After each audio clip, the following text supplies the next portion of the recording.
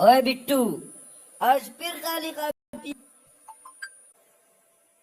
Sir खाली नहीं है, हवा भरी हुई है। बदतमीज, हवा कहाँ से आई? सर दिमाग से, जब सोचता हूँ तो उड़ जाता है। तुम पढ़ते क्यों नहीं हो? सर मैं पढ़ता हूँ, किताब नहीं पढ़ती। बकवास बंद करो। सवाल नंबर 1 बताओ।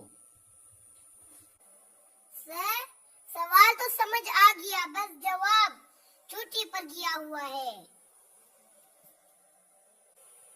मैं तुम्हें 0 नंबर दूंगा।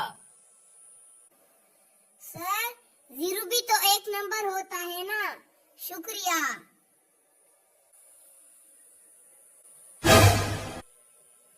ओए बिट्टू, तुम उस्ताद को पागल कर दोगे। सर पागल तो आप पहले ही लग रहे थे, मैंने तो सिर्फ कंफर्म कर दिया।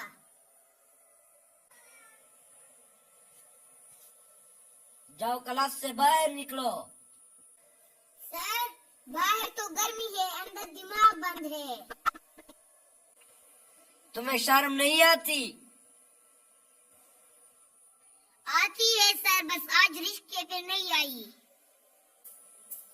कल अपने बाप को ले आना अपने साथ, वरना क्लास में कदम भी मत रखना।